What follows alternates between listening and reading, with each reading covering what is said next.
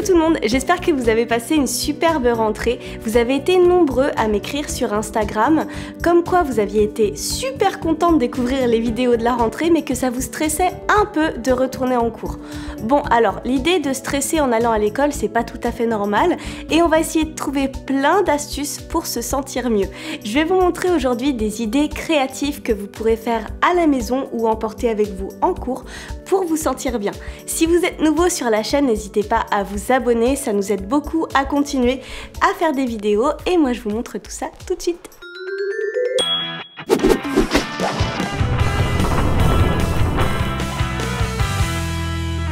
Première astuce anti-stress, je te propose de faire un stylo spinner inspiré du hand spinner.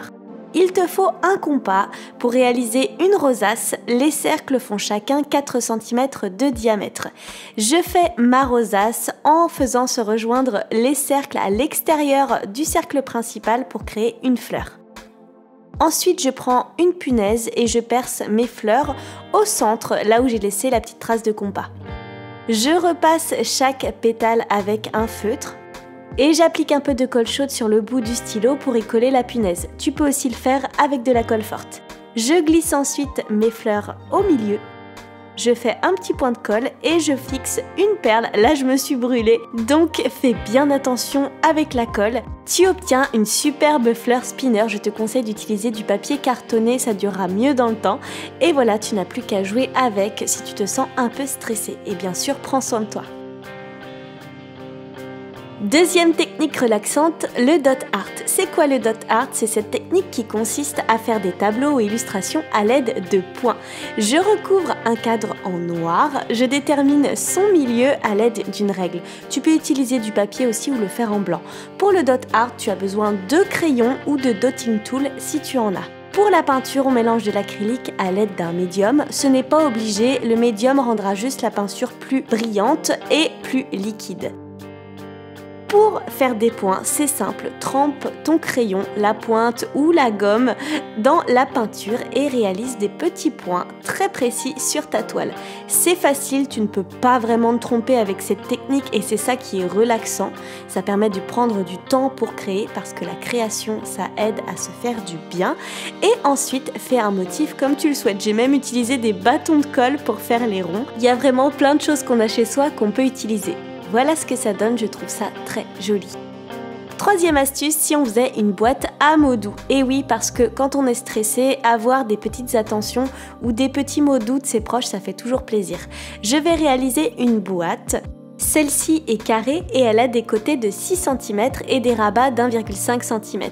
Je vais créer aussi une petite étiquette en papier cartonné, mais cette fois-ci blanc, pour y faire un petit visage, mais aussi pour expliquer le fonctionnement de la boîte. Pour arrondir les bords, j'ai simplement pris une gommette ronde.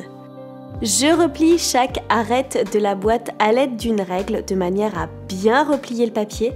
Et ensuite, je mets ma petite gommette blanche qui servira d'ouverture pour les messages. Je dessine les parties du visage, je fais des yeux kawaii bien sûr. J'ai galéré à faire la bouche, finalement j'ai fait une grande bouche et je repasse tout ça au feutre. Je découpe l'ouverture de la bouche, c'est le même mécanisme de la bouche pour la boîte licorne qu'on avait fait dans la vidéo des meilleurs amis. Et ensuite, je construis ma boîte en collant les languettes. Je lui ai même ajouté des bras parce que j'ai appelé ça une boîte à câlins.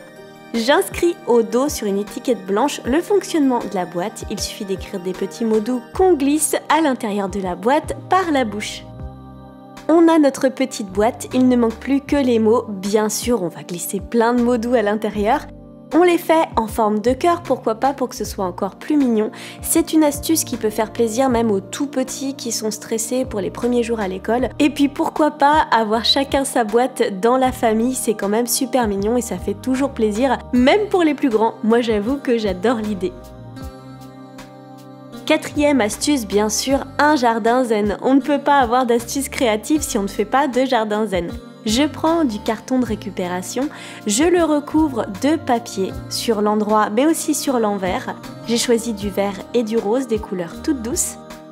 Je fais la même chose pour les bords de ma boîte, c'est une boîte rectangle. Je laisse dépasser le papier rose de manière à avoir des bords bien nickel qui recouvrent le carton. Je colle le tout à l'aide de colle chaude, mais tu peux aussi utiliser de la colle forte. Quand on a monté notre boîte, on peut découper à l'aide de ciseaux les bords de papier qui dépassent.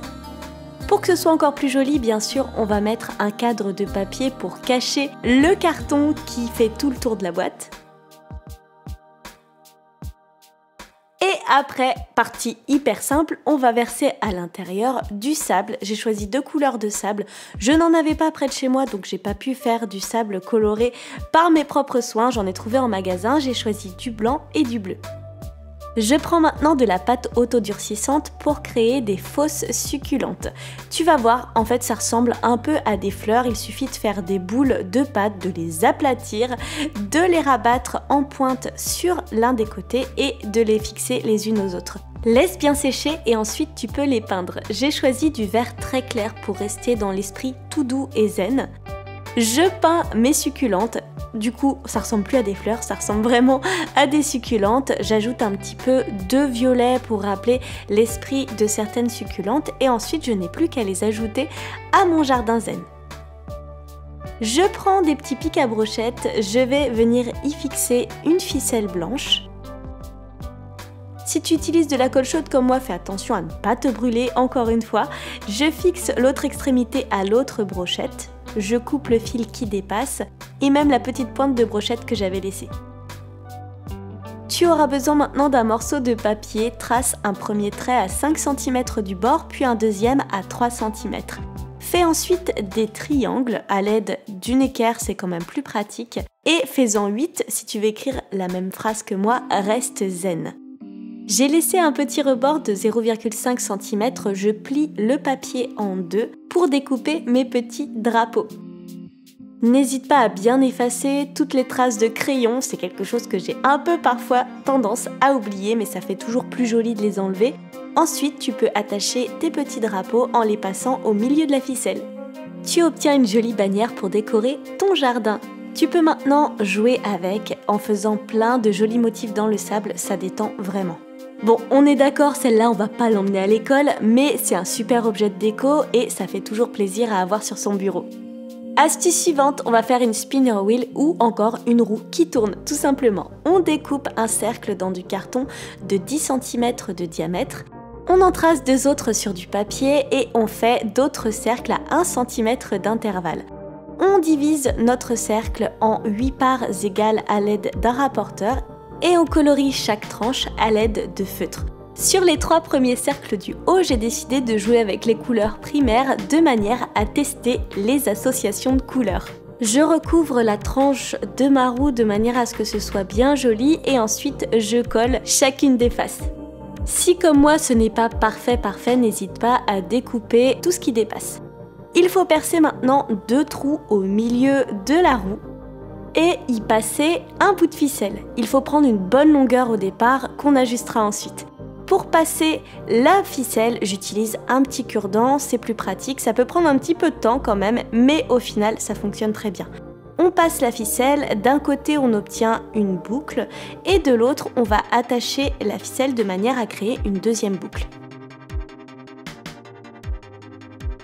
On découpe l'excédent de ficelle et ensuite on n'a plus qu'à tester notre super roue des couleurs. Il faut la tourner plusieurs fois sur elle-même et ensuite on la regarde tourner.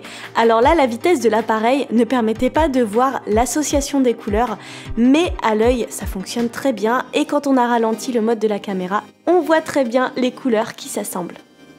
Encore une astuce toute simple que tout le monde peut faire, il suffit de récupérer une bouteille, j'ai choisi du verre mais bien résistant, ou encore une bouteille en plastique, ça fonctionne très bien. Il suffit de glisser à l'intérieur toutes sortes de petits objets auxquels on ne tient pas trop mais qui sont jolis, j'avais des sequins ou encore des perles. Je les ai glissés à l'intérieur et ensuite on va pouvoir ajouter de l'eau. Il y a 2 manières de faire cette fameuse bouteille sensorielle. On ajoute de l'eau, après on peut utiliser de l'huile de paraffine si on en a. Ça va permettre de créer ce petit effet lampe à lave en ajoutant du colorant et franchement rien que pour voir les petites billes qui se forment dans l'huile, ça vaut le coup d'ajouter de l'huile. C'est trop joli. Ensuite, on peut ajouter de la glycérine. Pareil, c'est pas obligé. Ça va juste permettre aux objets dans la fiole de se déplacer plus lentement. Voilà le petit effet lave et ensuite on peut la secouer et voir les objets bouger lentement. On peut aussi tout simplement mettre de l'eau et du colorant, ça fonctionne bien. J'avoue que je préfère même cette version-là, c'est beaucoup plus fluide. Et ensuite, on joue avec et on regarde les jolies couleurs, les petits objets qui brillent, c'est toujours sympathique. On peut le faire pour des bébés, il suffira juste de bien sécuriser la bouteille en collant le bouchon. Dernière astuce, une boîte zen à offrir. On prend un rouleau de papier toilette et on rabat les bords de manière à créer une jolie boîte. Ensuite, on choisit un beau papier quand même pour donner un look sympa à notre boîte et on découpe une bande de 5 cm de largeur. On pourra l'utiliser ensuite pour décorer tout le tour de la boîte. Pour l'effet zen, j'ai dessiné aussi un petit lotus. Quel symbole plus zen que le lotus, j'ai même écrit zen dessus. Ensuite, on le découpe. On fixe notre jolie bande de papier.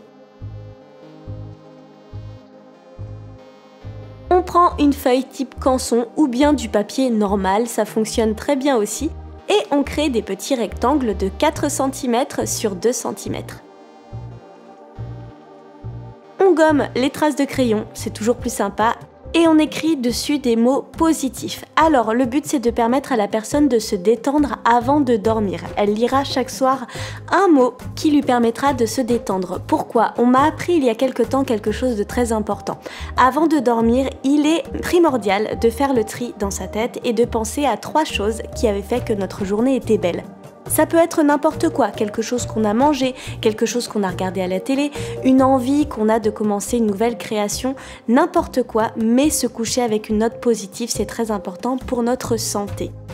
Le matin, c'est pareil, quand on se réveille, il faut penser, quoi qu'il arrive, qu'on va passer une super journée. Alors voilà, le reste du tuto a défilé, mais c'était quelque chose que j'avais envie de vous partager. Se faire du bien, faire le vide dans sa tête en pensant à des choses positives qui nous sont arrivées.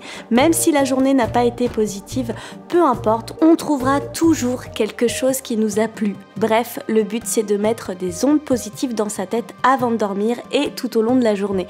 Donc tous ces petits objets, j'espère qu'ils vous ont plu, qui vous permettront de vous faire du bien. Moi, je vous fais plein de gros bisous et je vous souhaite de passer des belles journées à l'école, à la maison. Je vous fais tout plein de bisous et je vous dis à très vite. Bisous bisous.